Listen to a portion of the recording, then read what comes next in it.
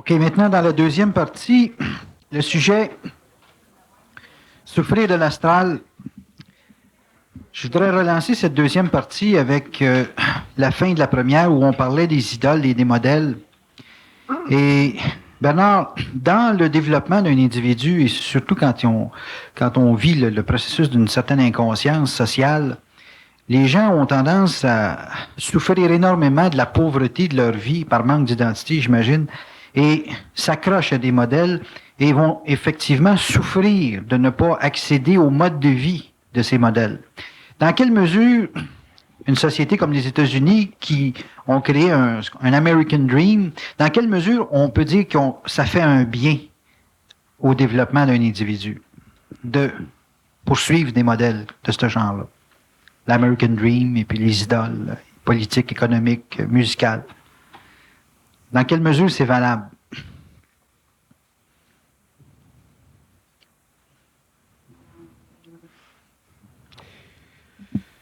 Si on parle de l'homme inconscient, l'homme qui n'a pas d'identité, parce que pour moi, un homme inconscient, c'est un être qui n'a pas d'identité intégrale.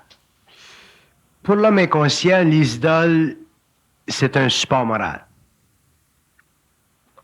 Dans ce sens que, n'ayant pas d'identité, ils peuvent facilement vivre à travers l'identité d'un autre.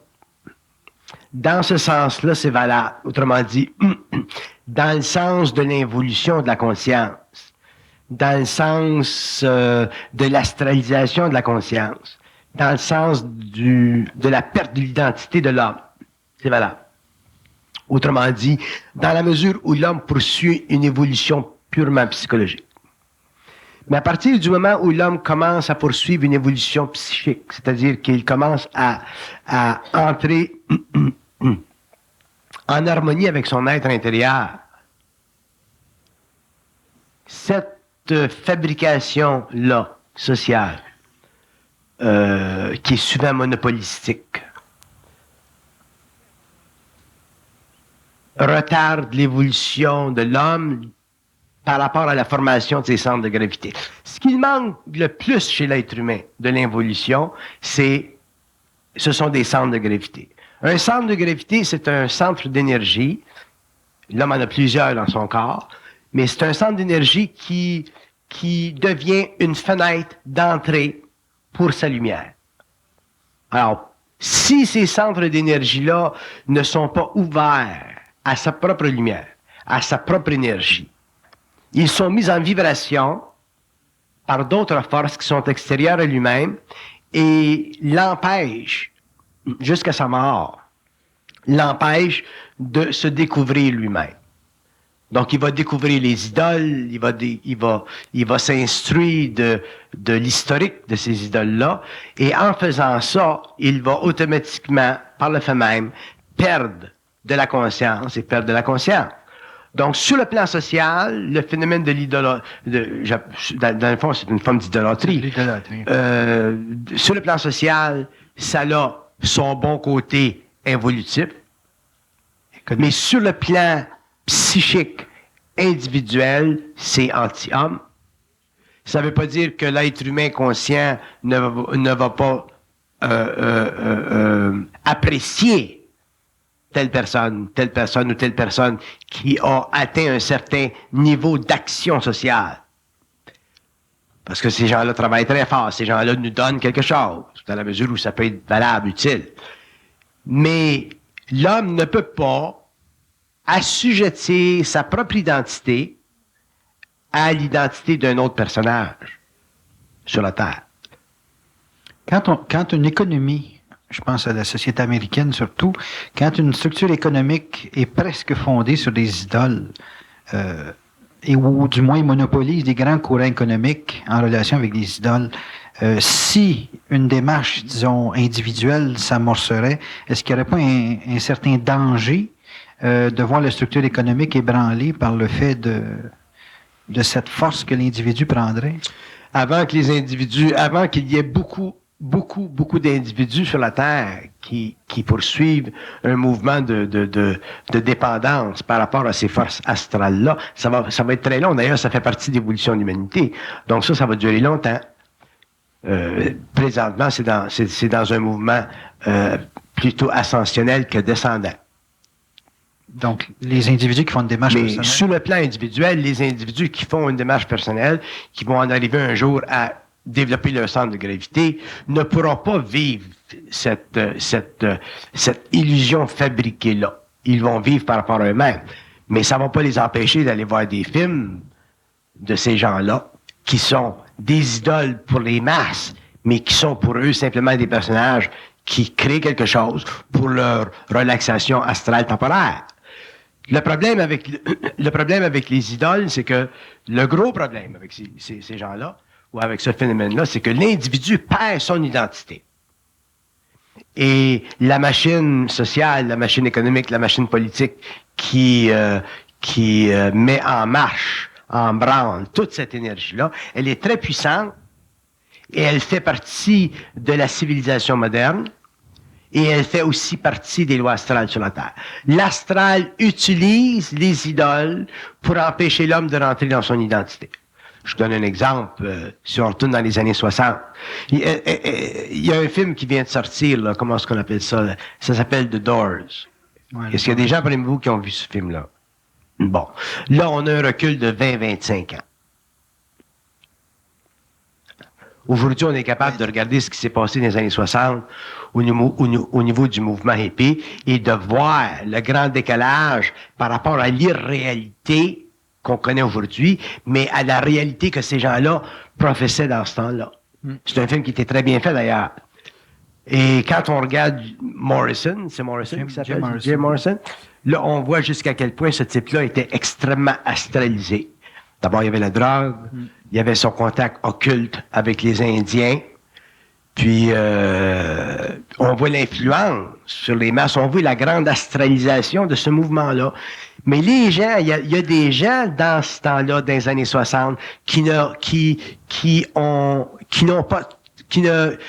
pas été victimes de cet astral-là. Et ces gens-là qui ont vécu une certaine indépendance d'esprit par rapport à ça, se sont posés beaucoup de questions. Je suis sûr qu'il y a beaucoup de personnes, peut-être même dans la salle, qui, dans les années 60, se disaient, comment ça se fait que je suis pas comme les autres? Comment ça se fait que je suis pas comme les autres? Et c'est très difficile pour un être humain qui n'est pas encore conscient, mais qui a une certaine sensibilité intérieure, de réaliser qu'il n'est pas comme les autres, qu'il ne va pas par là, qui s'en va par là quand les autres s'en vont par là. C'est très difficile de soutenir cette solitude-là. Mais souvent, ces êtres-là ont suffisamment de leur propre lumière pour pouvoir le faire. On en vient donc à un point, se conscientiser, c'est se marginaliser. C'est intéressant, cette question-là. Se conscientiser, c'est en arriver à être suffisamment intelligent pour que la marginalisation paraisse plus. C'est ça, se conscientiser. Un être conscient, là, tu ne peux plus dire qu'il est marginal. Il est capable de fonctionner comme tout le monde, mais où sa marginalité existe, c'est dans son être intérieur. Mais par rapport au monde, ou par rapport à ce que le monde ou la société crée, ça ne paraît pas la marginalité. Ça, c'est un signe de grand équilibre entre ses forces intérieures puis le monde extérieur. Sans ça, mais tu deviens marginal, tu deviens seul, tu deviens blasé, tu deviens déprimé. Parce que l'homme, la société crée des grandes choses. La science crée des grandes choses. Par contre, la science aussi fait des choses qui, si elle était consciente, n'existeraient pas. Donc, le rôle de l'homme conscient, c'est d'aller chercher dans le monde les choses que la science ou l'homme inconscient, avec sa grande sensibilité, peut faire. Si tu te coupes de ça, qu'est-ce qui reste dans la vie? Là, tu vas te lancer dans l'occulte, tu vas te lancer dans l'ésotérique, tu vas te faire astraliser énormément, puis éventuellement, tu vas finir la grande bâtisse. Donc, pour revenir à la définition, je vais la reprendre, cette définition-là, parce qu'elle est bonne. Être conscient ou être conscient, je ne me rappelle plus ce que j'ai dit, là, mais je vais le dire d'une autre façon. Être conscient, c'est être capable de ne pas faire paraître ta marginalité. Ça, c'est ça, être conscient. Mais ça établit que quand même être conscient, c'est être marginal. Être conscient, c'est être capable de ne pas faire paraître ta marginalité. Mais on peut pas dire... Je défie une personne qui me connaît ou qui me rencontre ou qui me connaît pas de pouvoir dire que je suis marginal. Je suis pas marginal. Disons que si on dit pas que vous êtes marginal, on peut dire que vous êtes original. OK, vous pouvez changer la marginalité par de l'originalité, mais il faut que ce soit de l'originalité créative. Si c'est pas de l'originalité créative, à ce moment-là, ça devient de la marginalité. Je vais être obligé d'aller dans votre dictionnaire pour savoir qu'est-ce que vous entendez par être marginal. Être marginal, c'est être dissatisfait d'un statu quo et vouloir illusoirement le briser ou en sortir pour créer une autre condition. Le mouvement hippie, c'est un exemple. Fait que tu regardes les hippies des années 60, puis aujourd'hui, ils sont rendus PDG de compagnie. Ouais. Voilà-tu? Ah oui. Ce que vous appelez les yuppies, vous autres. Ouais. Bon, j'en connais, moi, qui était la grande barbe des années 60, puis là, ils sont rendus PDG de compagnie. Effectivement. Bon, autrement dit, ils ont mûri. Ouais. Puis ceux qui n'ont pas mûri, mais aujourd'hui sont probablement sur la bouteille, puis sur la drogue, puis sont probablement du street people. Il n'y a rien à faire avec eux autres, ils sont devenus totalement végétatifs. Donc, la marginalité, ça fait partie d'une certaine sensibilité intérieure, mais un jour, faut que ça soit rééquilibré. Parce que être marginal, c'est percevoir, être en désaccord avec un certain statu quo, mais ça doit être un désaccord qui ne te rend pas toi-même déséquilibré. À ce moment-là, tu deviens original, mais tu n'es pas marginal. Donc, la marginalité, éventuellement, il faut que l'homme en sorte. Autrement dit, si le statu quo, il ne plaît pas, mais qu'il fasse quelque chose, mais il ne faut pas qu'il bascule dans ce que je pourrais appeler l'aliénation totale. Mm-hmm. Quand on est étudiant, on est marginal. C'est connu dans le monde. Les étudiants sont toujours marginaux. Ils gueulent. Mm-hmm. Ça fait partie du fait qu'ils n'ont pas de responsabilité.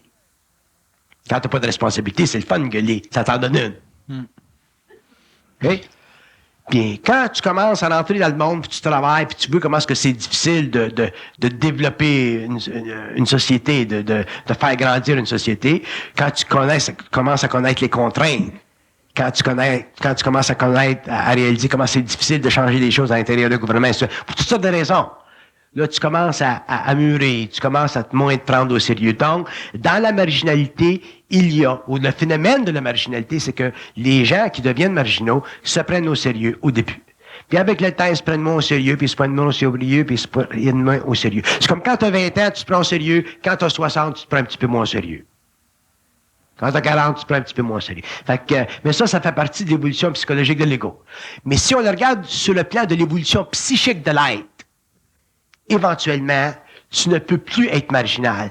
Parce que être marginal, ça ne te suffit plus. Tu as besoin d'être créatif. Donc, si l'homme est inconscient, puis qu'il n'est pas créatif, puis qu'il devient marginal pour l'être plus, éventuellement, il va devenir original, mais créatif original. Donc, à ce moment-là, la marginalité va se déplacer, puis il va devenir original, si tu veux, mais créatif. À ce moment-là, mais il va se fondre avec la société, mais il va jamais perdre son identité. Parce qu'un être qui est marginal n'est pas encore dans son identité. Il s'en recherche une identité. C'est pour ça, d'ailleurs, qu'il est marginal. Autrement dit, être marginal, c'est être à la recherche d'une identité. Quand tu l'as trouvé, ton identité, à ce moment-là, tu n'as plus besoin d'être marginal, parce que tu ne peux plus être menacé par ce qui est extérieur. Tu ne peux plus être enseveli par les formes astrales que crée une civilisation inconsciente. Tu vas à ce moment-là chercher les choses dans la civilisation qui sont valables, qui sont utiles à différents niveaux, puis tu vas être bien avec ça. Pourquoi? Parce que tu as une identité qui devient de plus en plus inébranlable. L'individu qui se conscientise ressent une différence. Si on ne peut pas encadrer cette différence-là dans des patterns là, qui sont d'ordre formel, qui sont sociales, où est-ce qu'on va situer la différence? Où est-ce qu'elle se vit, la différence? Surtout dans un... La différence se vit dans ton esprit. C'est ta façon de voir les choses. Je vous donne un exemple. On va prendre mon cas, là, parce que je suis une personne publique. Si vous me posez une question, par exemple, sur l'Église, la fonction de l'Église dans le monde, la fonction de l'Église catholique dans le monde, on devrait avoir de l'avortement dans le monde, on ne devrait pas avoir d'avortement dans le monde. Bon.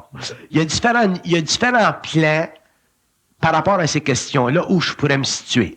Je pourrais me situer par rapport à un plan occulte, totalement occulte, qui fait partie de ma conscience, puis expliquer ma vision ou comment je vois le phénomène de l'avortement dans le monde. Ou je peux me placer par rapport à la masse humaine, la responsabilité de l'Église sur le plan psychologique des grandes masses humaines. Si je suis intelligent, si je suis conscient, au lieu de me placer par rapport à mon plan personnel, conscientisé en fusion, je vais me placer par rapport à la grande masse sociale. À ce moment-là, ça va m'empêcher de troubler l'esprit de la masse sociale.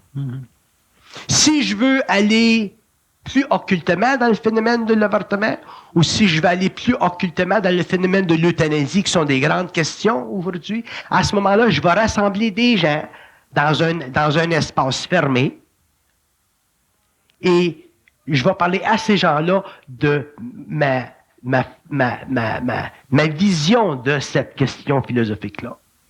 Mais je ne vais pas troubler socialement. Donc, à la télévision, je répondrai d'une certaine façon, et en privé, je répondrai d'une autre façon, et les deux façons se rejoindraient parce que j'expliquerai, je pourrais donner les raisons sociales, économiques, politiques, psychologiques, spirituelles, religieuses de la vue de l'Église par rapport à l'avortement dans certains secteurs de la planète, par exemple en Amérique du Sud, aux États-Unis, en Europe.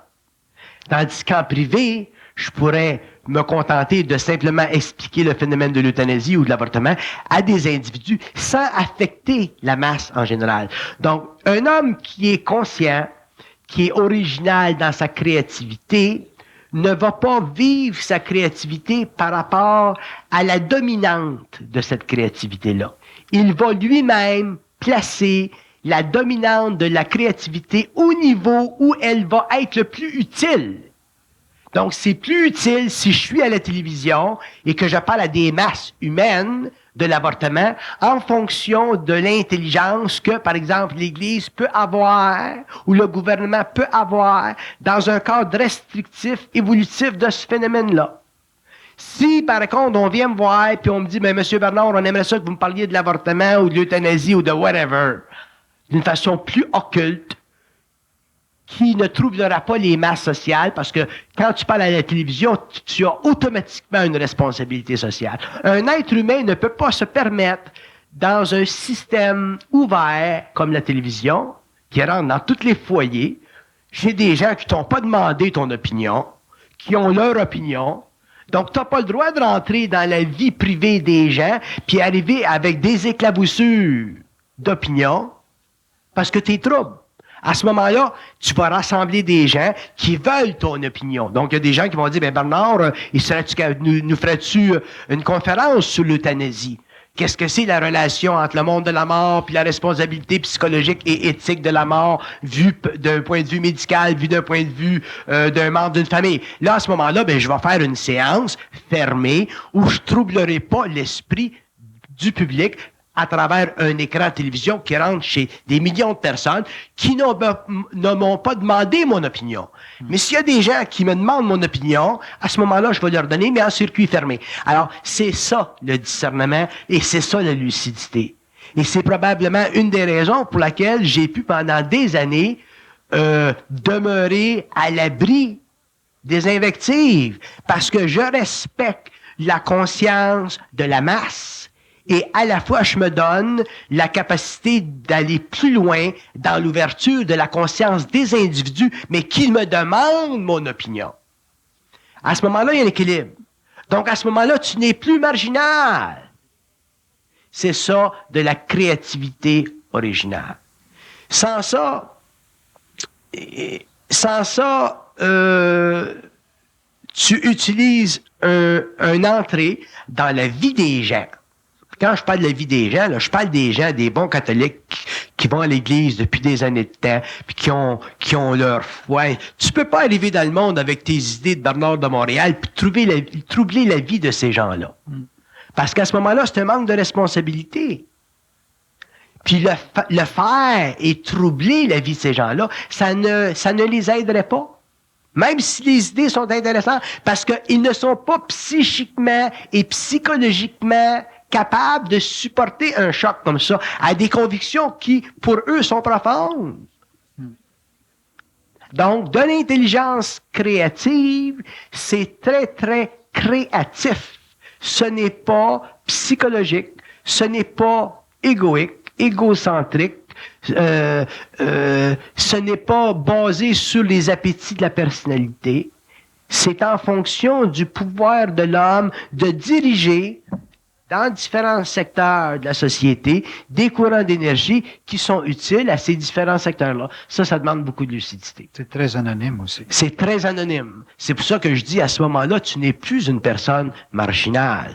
Tu es une personne créative, originale, dans le sens que tu es capable de donner naissance à des idées profondément nouvelles, mais sans bouleverser chez des gens qui t'ont pas demandé ton opinion, leurs idées, parce que ces gens-là sont pas prêts. On le connaît souvent chez des gens qui sont dans un processus de conscience, un intérêt à parler de ce qu'ils absorbent à des gens, évidemment, qui, eux, ne l'ont pas encore, comme vous dites, demandé. Et effectivement, ils se ramassent avec des chocs qu'ils ont donnés à des gens, des chocs qu'ils ne sont pas capables de rebalancer. C'est ça. Est-ce que c'est un processus normal? Ou c'est quelque chose qu'il faudrait vraiment enrayer chez un individu? Non, c'est un processus normal parce que quand on commence à découvrir les dessous du psychisme, quand on commence à découvrir les mécanismes du subconscient, quand on commence à connaître les lois cachées, occultes de l'être humain, ça crée tellement une ouverture de nos sens que l'homme vit comme une décharge d'énergie puis il n'est pas, au début, capable de la contrôler. On dirait que c'est plus fort que lui, il faut qu'il en parle. Puis, alors, vous mettez là-dedans sa personnalité, son insécurité, qui est pas encore qui a pas été éliminée, sa sécurité égoïque qui est pas affranchie de l'insécurité psychologique de son ego. À ce moment-là, la personne parle, la personne peut créer des troubles dans son entourage, elle peut en souffrir aussi. Puis c'est au cours des années qu'elle va se tasser, puis un jour, elle va réaliser que ces affaires-là, c'est pour elle, c'est pas pour le monde. C'est pas l'homme conscient n'a pas la responsabilité de prosélytiser le monde. L'évangélisation puis la prosélytisation, ça fait partie des consciences spirituelles de l'humanité. Il y a des gens qui le font, puis ça fait partie de leur job, ça fait partie de leur expérience. Puis d'ailleurs, c'est encadré dans des grands systèmes thématiques, ça. Mais quand tu commences à tomber dans les lois occultes de la conscience humaine, qui sont tellement profondes, à en bouleverser même l'imaginaire humain, tu peux pas parler de ça à gauche pas à droite, mais c'est le temps, c'est avec le temps qu'on en arrive à la contrôler, ça. C'est pour ça que les gens qui s'instruisent de l'occultisme ou des sciences occultes ou à n'importe quel niveau, doivent prendre conscience dès le début de l'importance de garder ça pour eux autres, de le regarder parce que c'est au cours des années qu'ils vont voir à travers ce qu'ils pensent, qu'ils voient aujourd'hui. Tu viens pas intelligent de même. C'est avec les années que ça s'ajuste, puis ça s'ajuste, puis ça s'ajuste, puis ça s'ajuste, puis ça s'ajuste. Puis éventuellement, quand tu vois clair, puis tu as l'esprit clair, tu es même plus intéressé à ce moment-là de parler à gauche puis à droite. Parce que t'as subi plus cette pression-là. T'as contrôle cette pression. Dans un processus de conscientisation, Bernard, on vit des fois avec des intimes, des gens en tout cas très près de nous, soit au niveau couple, soit au niveau familial, soit même au niveau travail, et qu'ils ne comprennent pas la même chose que nous autres, ça nous fait souffrir. On voudrait communiquer, on voudrait aller plus loin dans la communication, ce qui nous parle ne nous intéresse plus, on voudrait parler d'autres choses, eux autres ne sont pas capables. Et souvent, les gens veulent parler aux gens de ce qu'ils savent, justement, pour les emmener à ça, pour non pas les évangéliser, mais pour simplement établir une vibration commune. Est-ce que c'est possible? C'est possible, mais ça dépend comment on le fait. Ça dépend comment on le fait. Moi, j'ai une mère qui a 78 ans. Mm-hmm. C'est une très bonne catholique, puis elle va à l'église tous les dimanches, puis toute la patente. Bon, OK. Puis des fois, là, on a des petites sorties ensemble, puis là, je l'approche, parce qu'elle va mourir dans quelques années. Bon, OK. Mais je peux pas y arriver avec mes gros canons. Fait que je vais dire, sais-tu que j'ai pensé à quelque chose hier. D'abord, on m'a dit que j'ai pensé. Si je commence à dire j'ai eu une communication, on m'a l'effrayé. Elle m'a dit, j'ai pensé à quelque chose hier. J'ai dit, qu'est-ce que tu me dis là, qu'est-ce que tu penses de ça? Là, je peux parler de la réincarnation, je peux parler de la mort, je peux parler de son chum qui est mort dernièrement, ainsi de suite. Là. Bon. Mais je crée pas de choc. OK. Et pourquoi est-ce que je crée pas de choc? Parce que je n'ai rien à prouver. Ce qui fait que les gens créent des chocs quand ils parlent, c'est parce qu'ils ont quelque chose à prouver. Si les gens, là, n'avaient rien à prouver, rien à prouver, autrement dit qu'ils étaient sécures dans ce qu'ils savent, ils n'ont pas besoin de l'opinion des autres, à ce moment-là, ils pourraient parler, puis dire des choses intéressantes, créatives, et ne pas créer de choc dans l'environnement. Mais l'être humain est encore très, très fragile, autrement dit, il y a encore une très grande mémoire de son ignorance. Elle n'est pas loin, l'ignorance. Là. Elle est juste en arrière, là, peut-être 2 ans, 3 ans, 4 ans, 5 ans, 10 ans. Là. Il était ignorant, il y a 10 ans, ou il y a 2 mois. Là, t'sais. Fait qu'elle n'est pas loin, l'ignorance. Puis automatiquement, c'est comme s'il n'est pas cicatrisé encore, là, son ignorance. Puis il a besoin de sentir que l'autre l'écoute.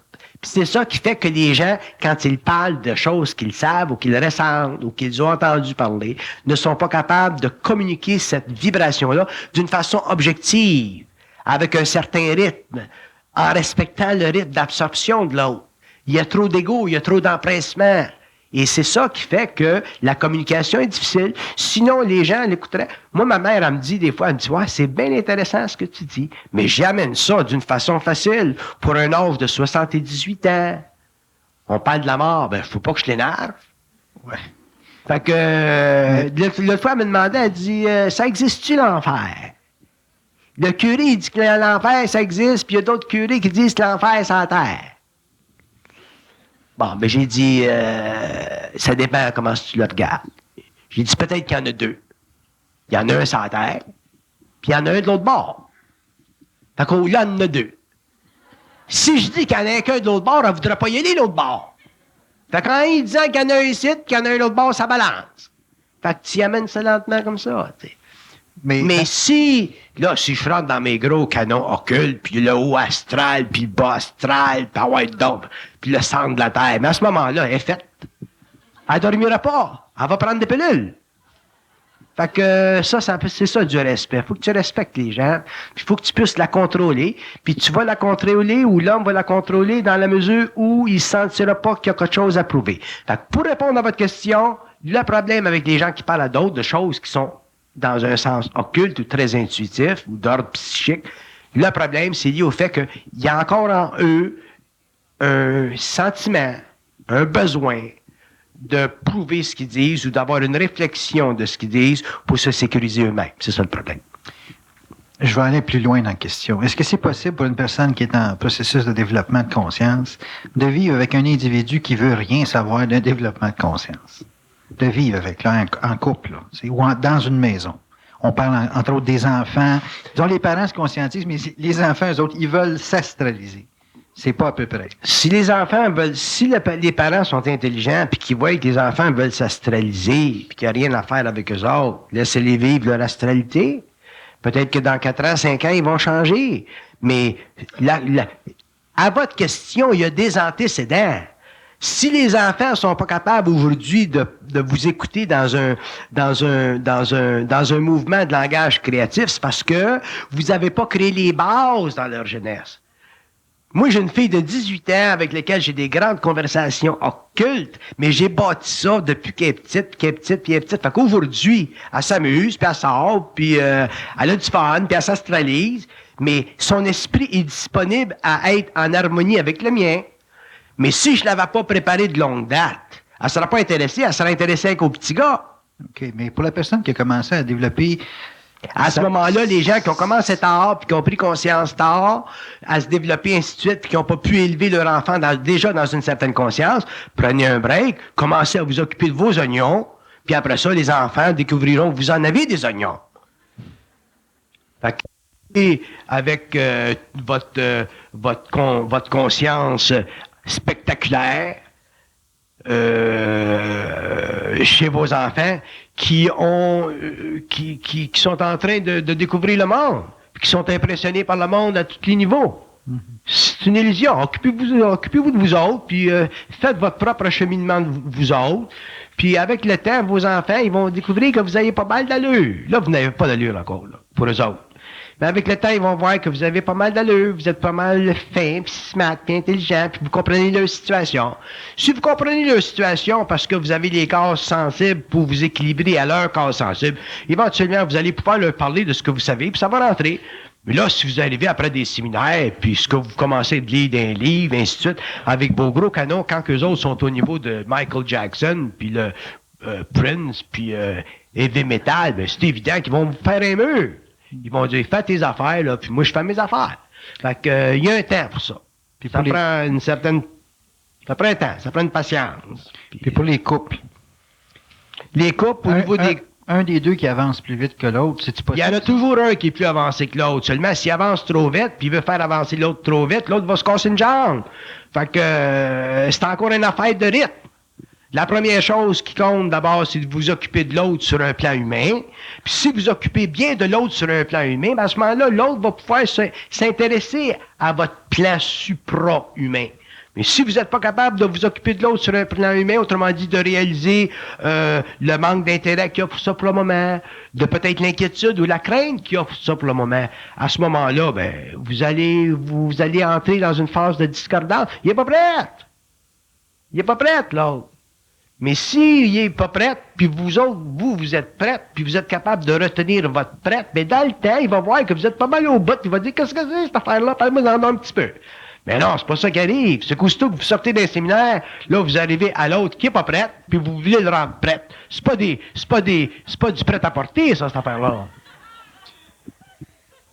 Mais disons que c'est une femme là, qui a développé une certaine conscience, puis qui avait avec un homme... Je vais vous dire une chose. Parlez-moi pas de conscience d'abord, parce que même que vous ayez de la spiritualité, que vous soyez en train de prendre conscience, autrement dit, sortir de certaines vapeurs, ça, je suis d'accord, mais quand vous serez conscient, vous serez même plus conscient d'être conscient. Vous serez plus intéressé d'être conscient. Vous direz plus au monde que vous êtes conscient. Vous direz plus au monde que vous êtes dans votre intelligence. Vous parlez plus de même. Fait que tant que vous dites au monde que vous êtes conscient, que vous êtes dans votre intelligence parce que vous n'êtes pas conscient, fait qu'automatiquement, ceux qui vous entendent dire ça, ils veulent rien savoir de vous autres. C'est très normal. Je suis conscient. Je suis dans mon intelligence. Écoute-moi, là. Là, Dieu, tu m'as la marde. Puis ils ont raison. Je suis conscient. Ça veut dire quoi, ça, je suis conscient? Hey. C'est parce que les gens se bâtissent un langage, puis à un certain moment donné... Les gens se bâtissent un langage, puis ben, gardez-les votre langage pour ceux qui comprennent ce langage-là, puis ceux qui parlent allemand, ben parlez allemand, puis ceux qui parlent français, parlez français. Les vibrations, puis j'ai mis vibrations. Sont-tu bonnes tes vibrations aujourd'hui? Oui, elles sont bonnes vibrations. Moi, je ne vais pas travailler, patron, aujourd'hui, parce que j'ai pas des bonnes vibrations. Mais mange la merde, Chris, quand tu auras de bonnes vibrations, tu viendras travailler. Moi, tu cries ça à la porte. Il fait bien, le patron. Fait qu'un jour, quand tu voudras travailler, puis le patron te dira, tu viens de travailler, tu vas dire, oui, patron, je vais travailler. Ou si tu es malade, tu vas dire, patron, je suis malade. Tu vas pas lui dire, j'ai pas de bonnes vibrations aujourd'hui. Si ton patron est conscient, il va te parler de vibrations, vous allez vous entendre. Mais si c'est un gars normal, autrement dit, normal, mais à ce moment-là, ben, il va te parler de vibrations. Voyons. Parler le même langage. C'est évident qu'en devenant conscient, on développe un langage qui est plutôt ésotérique. Mais garde ça pour les ésotériques. Mais va pas parler de ça à ta belle-mère. Voyons. Vibration. Mais... Frère. Comme ça, Bernard, les célibataires qui se donnent comme prétexte que les gens sont pas nécessairement pas à la hauteur, mais n'ont pas le même niveau de communication, c'est une illusion, ça. Tu sais, les gens qui sont célibataires et qui rencontrent quelqu'un puis qui pourrait... ça pourrait fonctionner, ces deux-là, mais la personne qui se dit, entre guillemets, conscient, là, avec ce que vous venez de dire, je fais attention. C'est une illusion, ça. Les gens qui se disent conscients puis qui demeurent célibataires parce qu'ils sont trop conscients, ils ont des gros problèmes de conscience.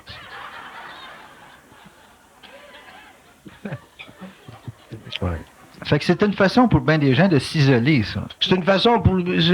ça fait partie ça fait partie de illusions. Mais qu'est-ce qui peut faire qu'un individu qui rentre dans un processus, entre guillemets, d'instruction de conscience, en vient à vouloir s'isoler dans un langage, à vouloir se sentir absolument différent de la masse? Qu'est-ce qui fait ça? C'est quoi? C'est de l'orgueil? C'est parce qu'il y a des intuitions, puis il y a des perceptions qui sont différentes de celles de la masse. Mais il faut qu'on arrive à les intégrer, ces affaires-là. Sans ça, il devient marginal. Il se coupe du monde. C'est comme la fille a dit, ben moi, je veux rencontrer un gars qui est mental. Ou le gars, il veut dire, je veux rencontrer une femme qui est mentale. Rencontrer une femme mentale, tu peux t'ennuyer. Bon. Rencontrer une femme d'abord. Commence d'abord par rencontrer une femme. Non, il en veut une mentale. J'avais l'impression que c'était les femmes qui cherchaient des hommes mentaux. Ça, c'est tout du porte-manteau. Genre, je n'entends des conversations des fois. Le gars, il rencontre une fille à bord, il dit, t'es-tu conscient? L'autre, il répond, je dors pas. Je suis conscient. C'est effrayant. Avant, il demandait le signe astrologique, c'était pas mieux. Ouais, bon, au moins, ça fait partie des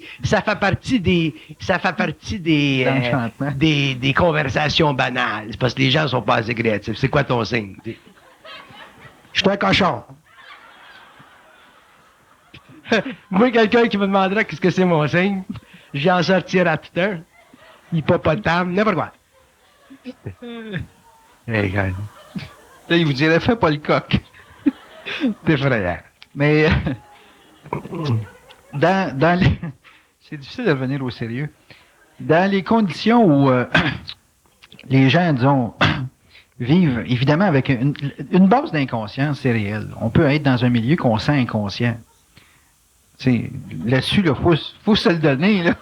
Il y a des environnements maintenant que vraiment... Il y a des environnements inconscients, c'est normal. On vit d'une planète évolutive, d'une civilisation évolutive, c'est normal.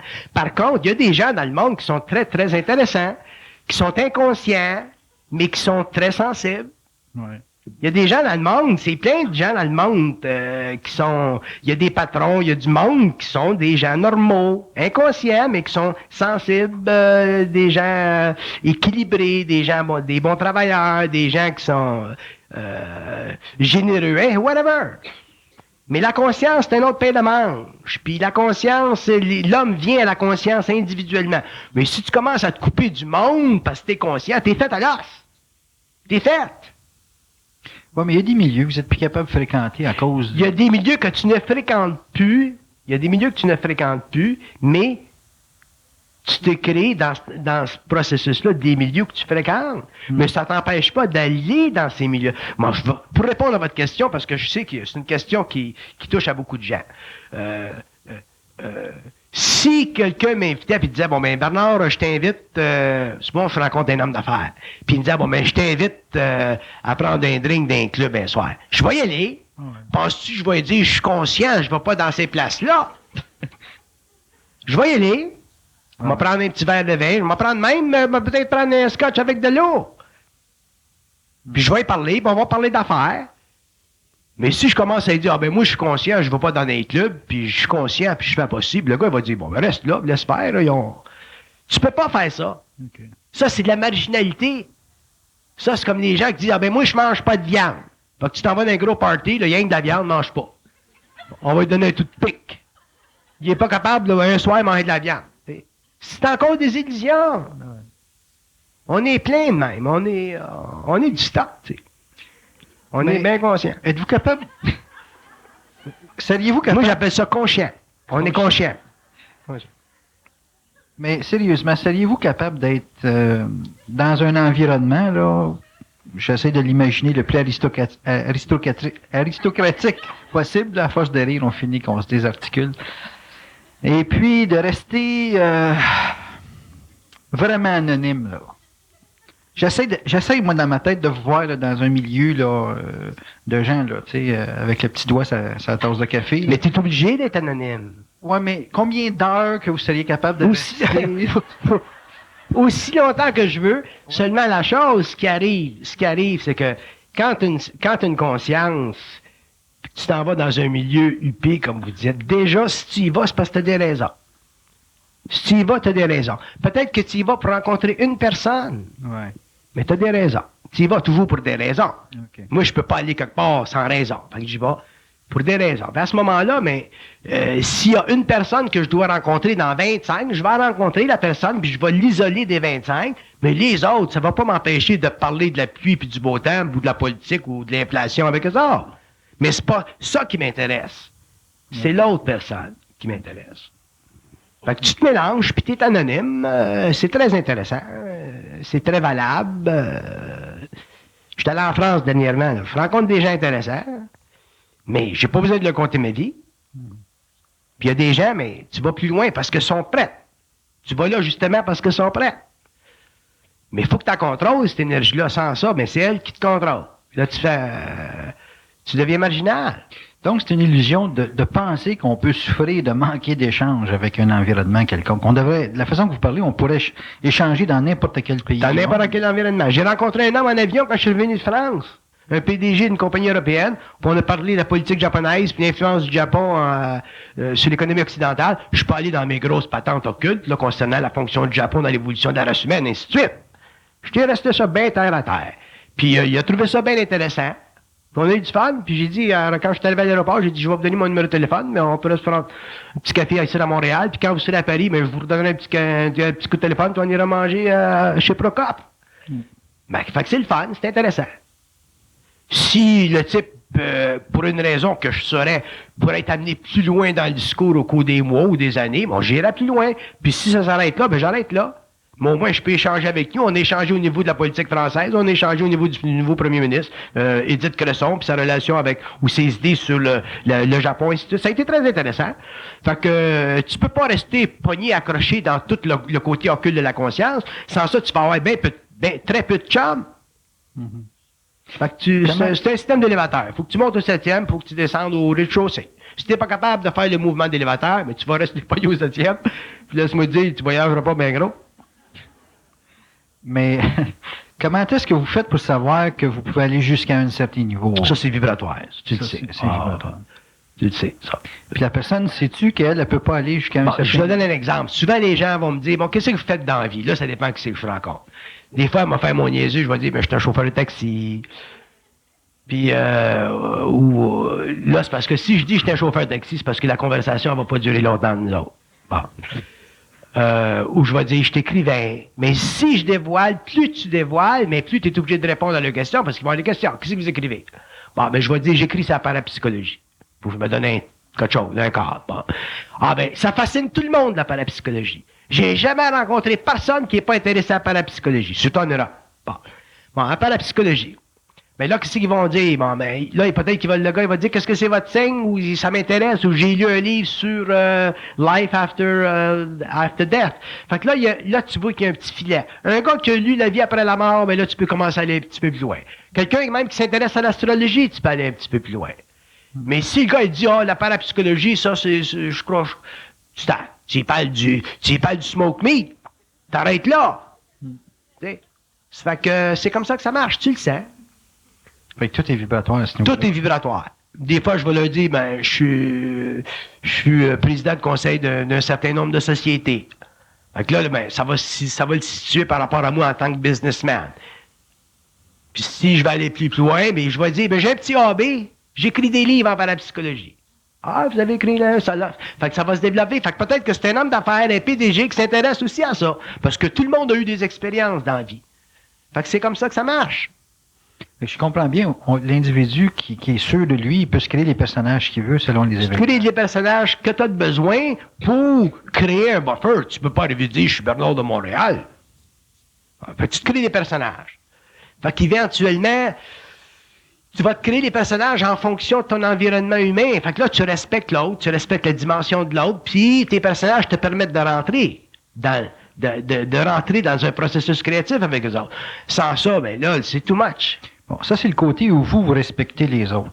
Ouais. Par contre, on est placé souvent dans des situations où l'environnement ne nous respecte pas. Et puis, comment, disons, quand on parle de souffrir de l'astral, comment qu'on peut se délivrer de cette inconscience qui est manifestée à notre égard, là, disons, parce qu'on devient plus sensible. Ça, je pense que là-dessus, on s'entend.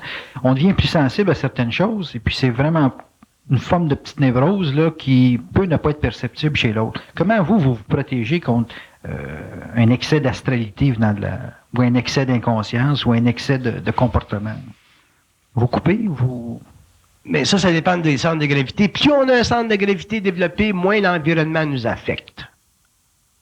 Si on n'a pas de centre de gravité, l'environnement nous affecte. Les gens qui sont très, très sensibles, c'est quasiment comme des fleurs, là, qui n'ont pas de centre de gravité, c'est des gens qui sont susceptibles d'être détruits facilement dans certaines situations de vie. Alors, il faut développer des centres de gravité. Puis développer des centres de gravité, ça veut dire en arriver, avec le temps, à éliminer de notre conscience psychologique la fameuse insécurité de l'ego, qui est basée sur une déformation psychique de l'être, qui est causée par une mauvaise éducation, qui est causée par l'influence de toutes les formes de la conscience sociale civilisée. Donc, éventuellement, on développe. Il faut qu'un être humain ne peut pas se permettre de ne pas sentir qu'il n'est pas intelligent. Si l'être humain n'est pas capable de sentir qu'il est intelligent, qui n'est pas capable de voir qu'il est intelligent, qui n'est pas capable d'admettre qu'il est intelligent, à ce moment-là, il n'y a pas de centre de gravité.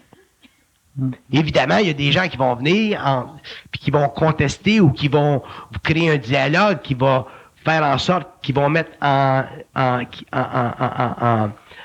écharpe votre intelligence. Mais puis ça va vous amener à développer encore plus un centre de gravité, puis plus un centre de gravité. Un être humain, quel que soit l'être humain, de quelque pays qu'il vienne, doit sentir qu'il est intelligent.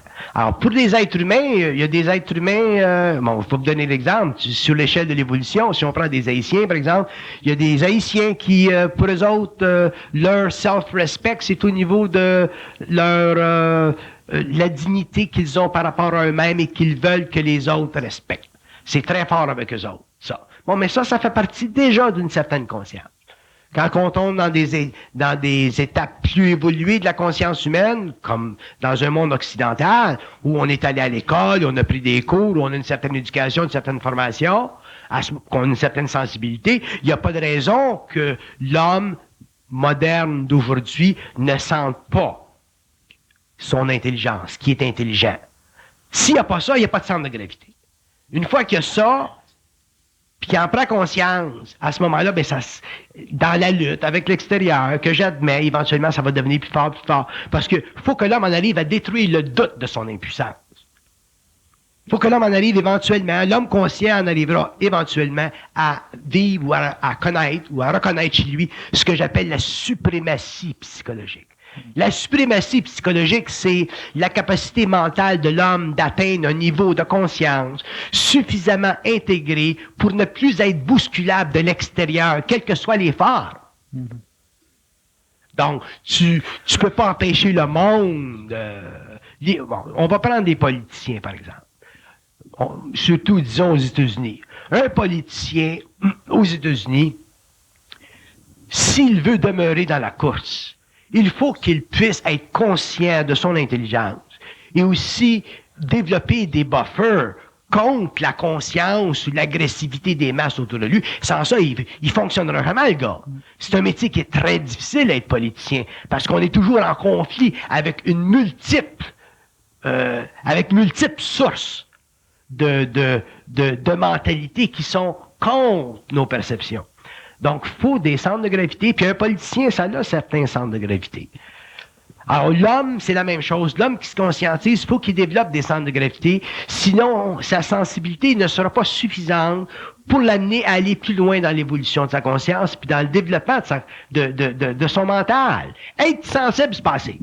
Être sensible, c'est une qualité de l'âme. Ce n'est pas un attribut de l'esprit, c'est une qualité de l'âme. Donc, d'accord, c'est une belle qualité de l'âme, mais elle a son côté négatif. Ça fait partie des vertus et des défauts. Il y a des gens qui ont trop de sensibilité, c'est à fleur de peau. Si moindrement sont attaqués, ils sont tellement fragiles, ils craquent. Tu peux rien faire avec ça. Il faut que cette sensibilité-là, qui est dans le fond une sensiblerie, soit transmutée pour que ça devienne une grande sensibilité, une belle sensibilité, mais une forte présence de son esprit à travers une qualité d'âme qu'on appelle la sensibilité. À ce moment-là, ça devient une arme, mais qui a deux tranchants. qui te permet d'ouvrir des portes, puis qui te permet d'enfermer des portes. Moi, j'ai une grande sensibilité, je suis capable d'ouvrir des portes, je suis capable de fermer des portes. À ce moment-là, je ne souffre pas de l'extérieur. Mais c'est ça que l'homme doit développer. Il doit en arriver à ne pas souffrir pour rien à cause de sa grande sensibilité de l'extérieur. Fait que ce qui va arriver, c'est que dans la lutte entre son ego en évolution, puis les égos inconscients, philistins à l'extérieur, il va vivre un certain doute de son intelligence, un certain doute de sa sensibilité, un certain doute de ses perceptions. Puis avec le temps, il va les éteindre, puis il va les éteindre, puis il va les éteindre, puis il va les éteindre. Puis un jour, il n'aura plus de doute par rapport. Ça, c'est de la conscience. Bon, le terrain dans lequel on développe les centres de gravité, est-ce que c'est en relation avec les résultats qu'on atteint ou c'est simplement dans les situations d'obstacles ou d'obstruction dans lesquelles on est plongé, non, même s'il n'y a pas de résultats? Les centres de gravité se créent instantanément en situation. C'est en situation que vous développez un centre de gravité. Indépendamment du résultat. Je vous donne un exemple difficile, là, pénible. Là. Vous êtes une mère, vous avez un fils, votre fils se fait frapper par une automobile, il meurt. C'est là le temps de développer un centre de gravité. Savoir que ça va sur un autre plan. C'est plus lui qui a le problème, là. Lui, c'est un autre plan. Toi, t'es dans la chair, t'es sur le plan matériel, tu dois continuer à vivre, même avec sa mémoire, avec sa peine. C'est là que tu développes un centre de gravité. C'est indépendant du résultat. C'est en situation qu'on développe un centre de gravité. C'est dans la situation qu'on développe un centre de gravité. Il se produit toutes sortes de choses. On a une myriade d'occasions de développer un centre de gravité tous les jours.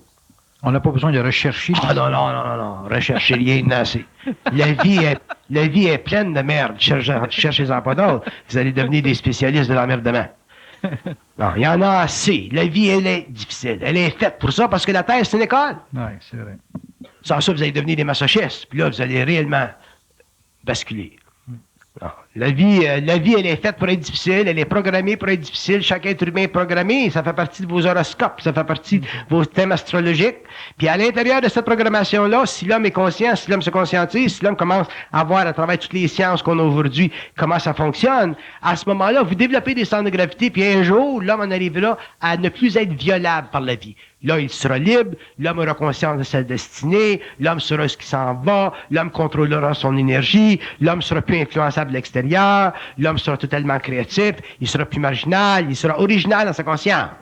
Il sera dans une conscience de fusion, il sera dans une conscience supramentale, autrement dit, plus élevé en vibration que le mental inférieur de l'intellect.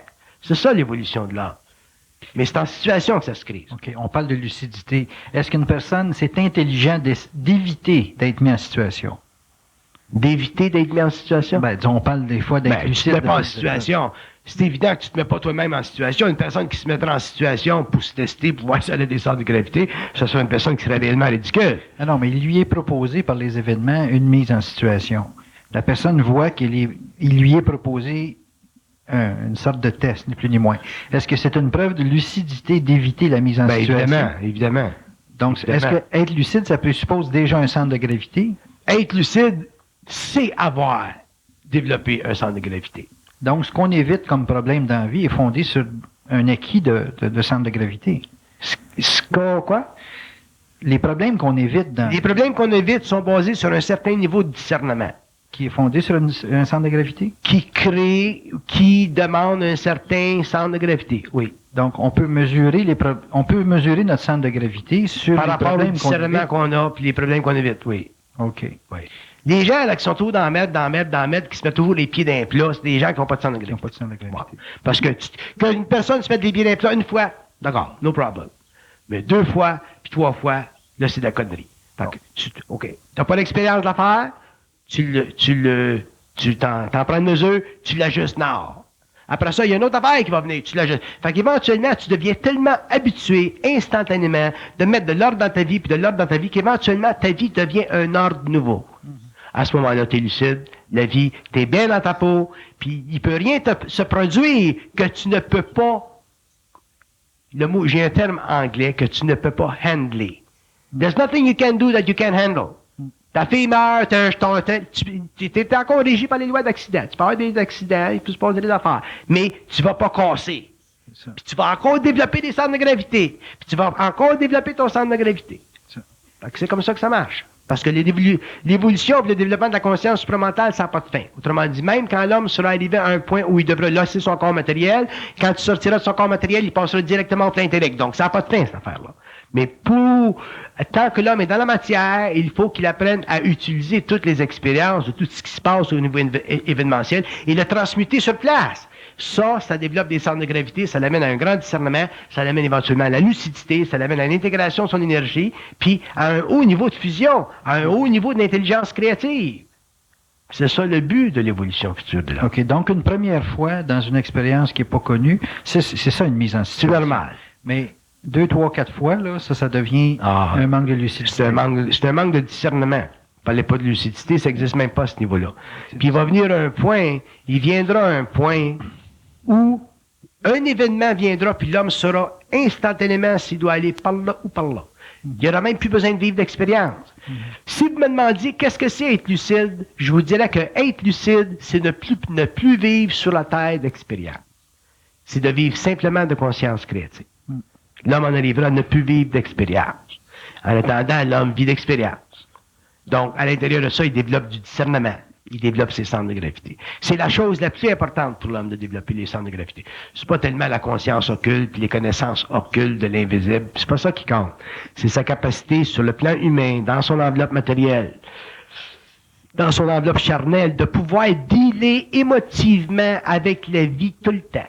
Pour en arriver à avoir un mental clair tout le temps, parce que des problèmes, ça n'existe pas. Ce sont des illusions qui sont créées dans notre conscience astrale pour perturber notre énergie, pour voir si on est capable d'aller plus loin. Puis ça fait partie de l'expérience de l'âme, mais ça ne fait pas partie du mouvement de l'esprit. Un centre de gravité, là, est-ce que ça peut être manipulé par un autre? Est-ce que vous, là, avec votre centre de gravité, vous pourriez être manipulé par une personne, exemple, qui a beaucoup de pouvoir économique ou beaucoup de pouvoir politique? Si l'homme a un centre de gravité très développé, il a une conscience très lucide, il ne peut pas être manipulé. Même si quelqu'un qui est Parce que puissant vous identifie comme étant, exemple, il veut travailler avec vous absolument, puis il a les moyens de le faire. Là. Il ne peut pas vous l'imposer. Non, parce que par vibration, un homme qui a une conscience, qui a des centres de gravité très développés pour percevoir, il devient très voyant au niveau de l'énergie des autres.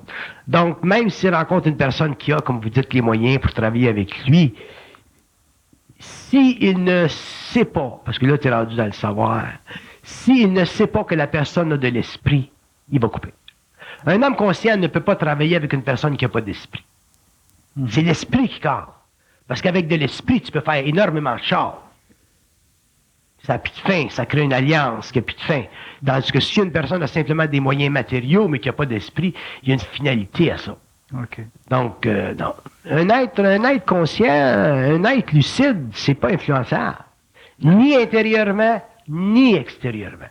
Donc, c'est pas du pouvoir d'un centre de gravité, c'est vraiment une vibration, la pression. Un centre de gravité, c'est la cristallisation de l'énergie dans certains points stratégiques du corps que vous autres vous appelez des glandes. Okay. Puis c'est par ces centres-là que passe l'énergie occulte des plans. Et je vous donne, quand vous avez un accident, supposons que la femme appelle son petit gars, il y a une nouvelle qui vient au téléphone. Le plexus solaire qui vibre. C'est un centre d'énergie, le plexus solaire. Si la personne a un certain centre de gravité, ça va vibrer moins, ça va pouvoir le prendre. Elle va le prendre mieux. Si la personne a un centre de gravité très, très développé, ça ne vibrera même pas, ça, cette affaire-là. Parce qu'elle va être très, très lucide de ce qui se passe. Elle ne mettra plus d'émotion dans son mental. C'est ça le centre de gravité. Et c'est ça qui est le plus important pour l'être humain. C'est pas tellement la connaissance. La connaissance occulte, ça fait partie de la pénétration de l'esprit de l'homme dans les mondes invisibles. Mais ce que l'homme sur la Terre a besoin, ce sont des centres de gravité suffisamment développés pour qu'il ne soit pas toujours perturbé dans sa vie. Tu perds ta job, tu vas en trouver un autre. Tu ne peux pas payer ton téléphone. Ta belle-mère va mourir, elle va te laisser 10$. Tu ne le sais pas encore. Tu sais. Fait que la vie, ça continue. L'homme parle de foi intérieure. Puis les gens, ce qu'ils ont, c'est du foie de veau.